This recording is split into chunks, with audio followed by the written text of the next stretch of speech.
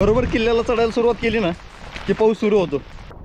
सगळे बघतायत, अरे आम्ही आलोय तुम्हाला.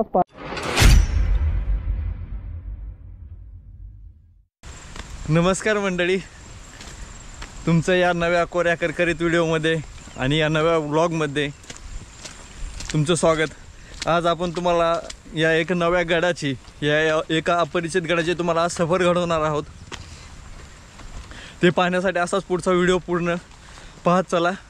तुम्हाला गडाची पूर्ण माहिती, गडावरचे परिसर आणि गडाच्या आजूबाजूचा सुद्धा परिसर तुम्हाला माहिती होऊन जाईल. कर्जत तालुका, कर्जत गाव हे सगळ्यांनाच माहिती आहे, कारण की कर्जत गाव हे ट्रेकरसाठी खूप फेमस झालेलं आहे.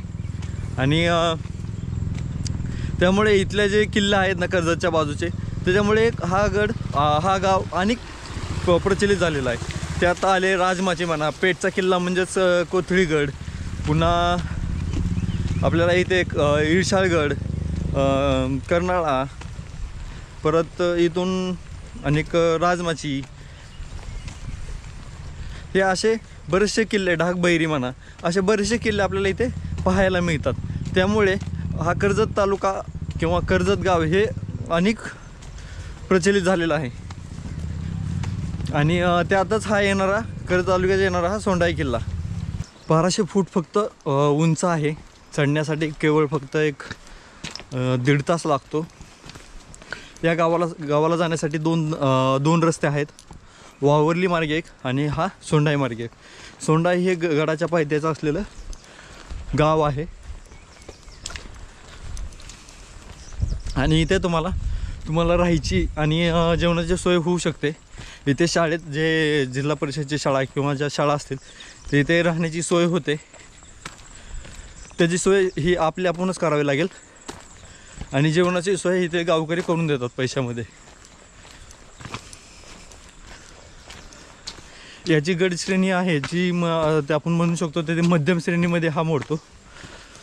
प्रत्येक व्यक्तीसाठी सुयोग्य असा हा गड आहे.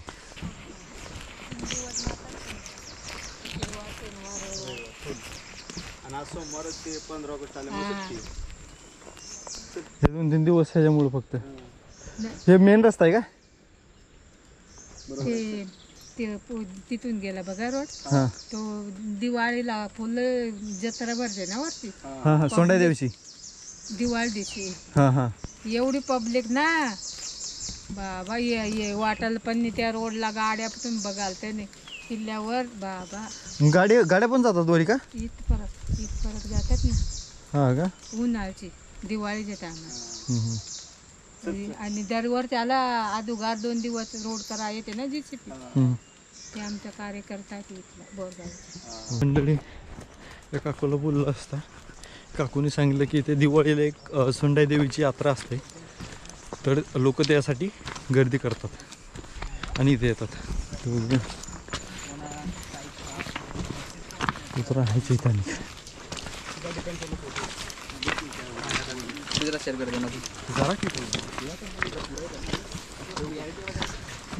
रस्ता असा दगडातील आहे, चालता येऊ शकतो पण छोटे छोटे दगड आहेत.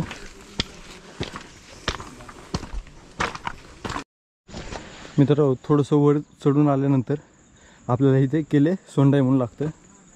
आणि इथं दिल्यानंतर चित्र दिलेले आहेत बघा. इथं काही शिल्प वगैरे आहेत. इथं पायऱ्याचे जे सीन आहेत ते दिलेत आणि पाण्याचं टाकं. इथे एक मस्त वाक्य लिहिले, शिवरायांचे गडकिल्ले हे महाराष्ट्राचं वैभव आहे. त्याचे जतन, संवर्धन, स्वच्छता व पर्यावरण राखणे ही प्रत्येक सामूहिक जबाबदारी आहे.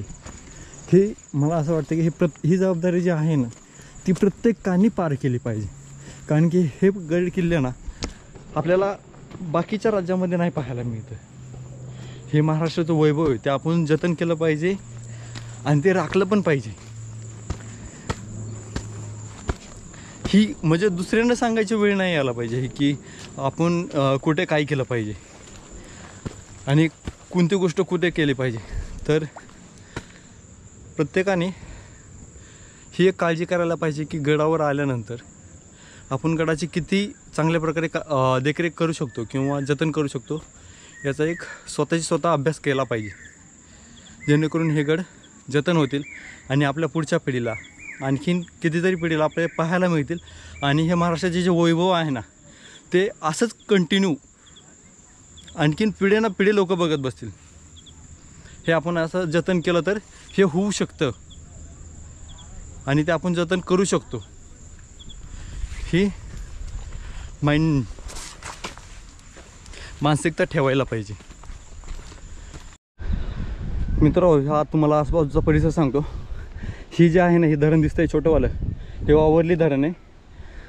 हे सगळ्यात मोठं जे आहे ना ते मोरबे धरण आहे. आणि आपल्या उजव्या बाजूलाच हा इरशाळगड आहे. आपण आता मागच्या व्लॉगमध्ये बघितला ना, इरशाळगडच्या व्लॉगमध्ये, तर आपण इथून तो मोरबे धरण दाखवलं होतं. ह्याच्या पाठीमागेच प्रबळगड आणि कलावंतीन आणि तिथून आपण हा सोंडाई पण दाखवला होता. तर आता सोंडाईहून आपण इरशाळगड दाखवतोय. असं आपल्याला प्रत्येक ठिकाणी, प्रत्येक किल्ल्यावर जे दुर्ग किल्ले आहेत ना, तर प्रत्येक दुर्ग किल्ल्याहून आपल्याला एक ना एक तरी किल्ला दिसतोच. मित्र, सकाळपासून पावसाने एवढा त्रास दिला आहे ना, बरोबर किल्ल्याला चढायला सुरुवात केली ना की पाऊस सुरू होतो. धुकं आणि पाऊस. आत्ता पण पाऊस चालू आहे पूर्ण. आपण पावसाचा चेक करतोय आत्ता.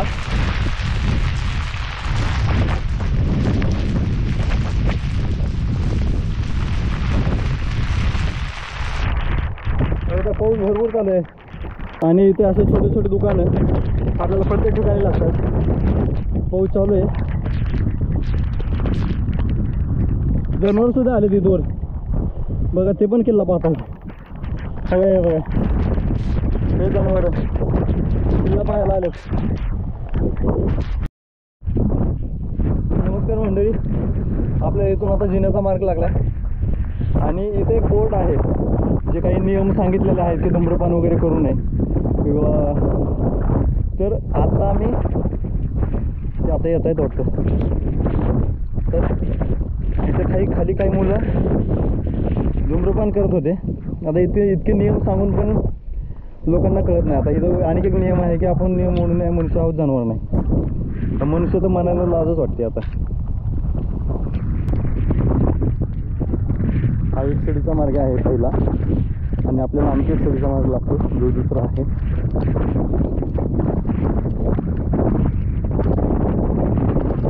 आणि आपल्याला दुसरा शिडीचा मार्ग लागला. ही जवळपास 15 फुटाचा असणारा मार्ग हा शिडीचा.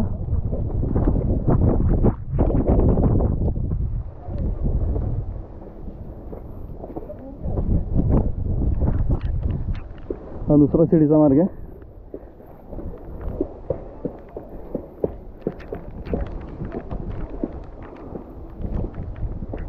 मागच्या आल्यानंतरच आपल्याला इथे एक खांब टाकावं लागतं. जे पाणी इथलं पिण्यासारखं नाही, शेवाळा वगैरे आल्यामुळे पाणी इथं पिऊ नाही शकत. पण ज्यावेळेस आपण असं खांब टाका बघतो ना, तर खांब टाकायचा एक अर्थ निघतो की ते टाकं किंवा तो किल्ला हा खूप पुरातन आहे. आता ज्यावेळेस खांब टाका असतं तर तो असं म्हणतात की 7 वाहन काळातील ते टाका आहे पाणी. म्हणजेच काय तर 9व्या ते 10व्या 11 12व्या शतकापर्यंत ह्या दरम्यान ह्या टाकाची निर्मिती झालेली असावी असा याचा अर्थ निघतो. आणि इथूनच आपल्याला दगडी जे कातळ कोरीव पायऱ्या आहेत ना ते इथून पाहायला मिळतात. आणि सगळं वर आल्यानंतर धुक्यामुळे बाकीचा परिसर दिसत नाहीये. आणि इथूनच एक 5 फुटाची एक तिसरी शिडी इथून आपल्याला पाहायला मिळते. आणि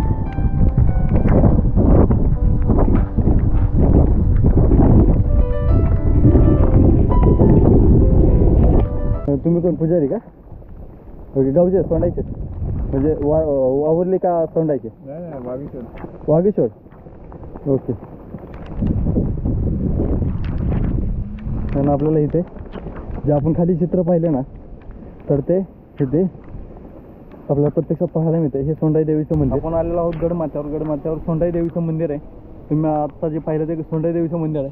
आणि इथे येताना हे एक जे देवस्थान आहे ना त्या गावकऱ्यांचं श्रद्धास्थान आहे. तर इथे येण्यापूर्वी आपण जे आपल्या पायातले पादत्राणे आहेत म्हणजे चप्पल बूट जे काही असेल ते आपण इथे जसं मंदिराच्या बाहेर काढतो ना तर तसंच आपण ते मंदिराच्या बाहेर काढायला पाहिजेत म्हणजे त्या साईडला आणि इकडे दर्शनाला यायला पाहिजे.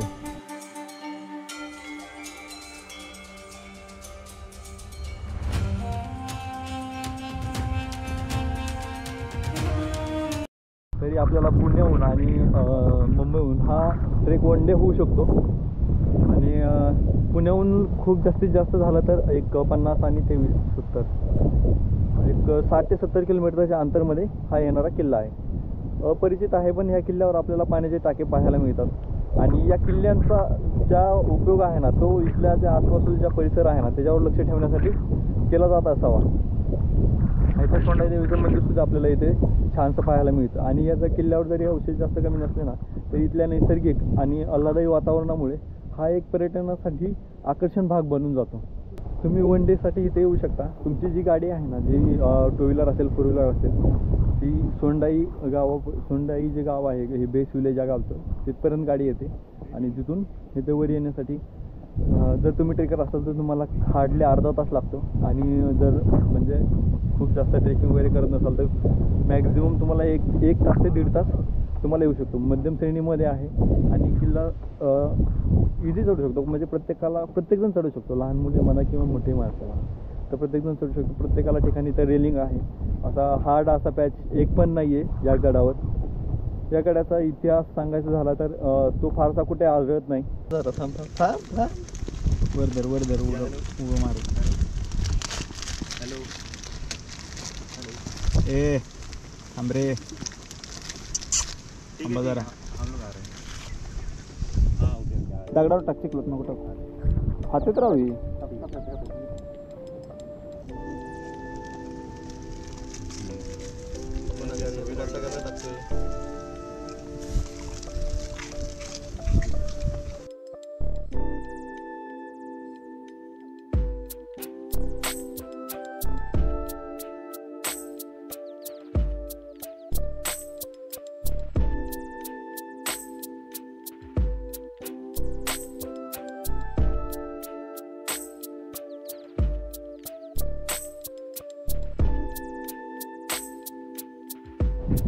चला चला चला चला चला चला बघेरा बिस्किट काय पोचले ना बिस्किट खाऊन पोट भरलं काय ते इथं थांबलंय.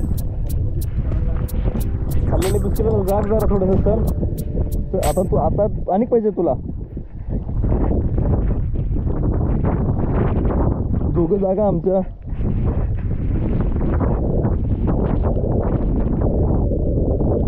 मित्र हे आपण दुसरी जी शिडी चढून आल्यानंतर ना आपल्याला एक खांब टाक लागतं आणि त्याच्या बाजूलाच आणखीन पुढच्या बाजूला हे एक टाका लागतं. आपण बघूया ते टाकात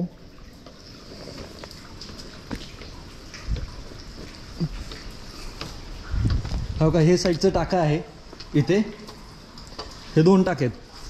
हे ह्या साईडला खांब टाका आणि ह्या साईडला एक टाक आहे. तर इथलं पाणी चांगलं आहे कारण की हे पूर्ण झाकून असल्यामुळे ना पाणी चांगलं राहील आणि पिण्यासारखं पाणी. इथं जर इमर्जन्सीला तुम्ही पाणी पिऊ शकता. हे उन्हाळ्यात पाणी राहत असेल नसेल हे नाही सांगते पण इथलं पाणी पिऊ शकता. आणि इथे थोडंसं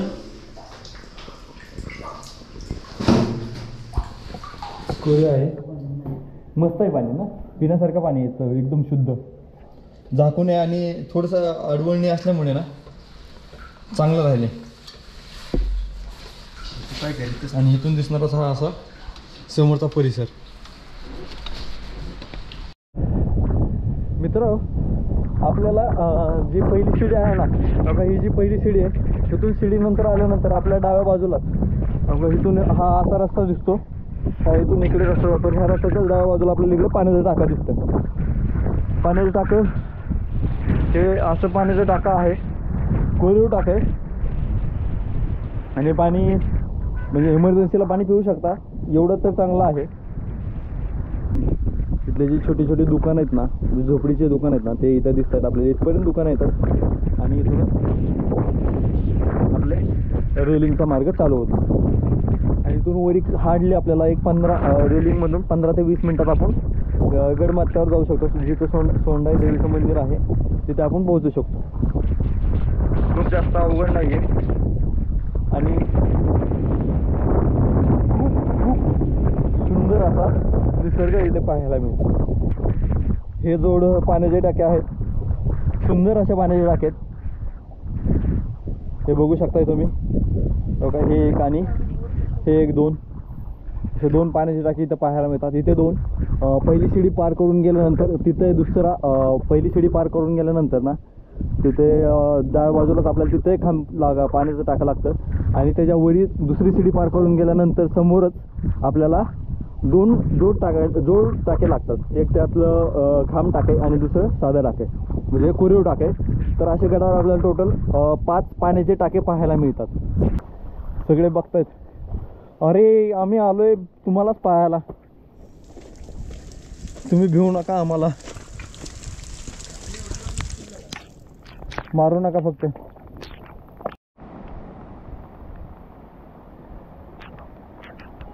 अंड्या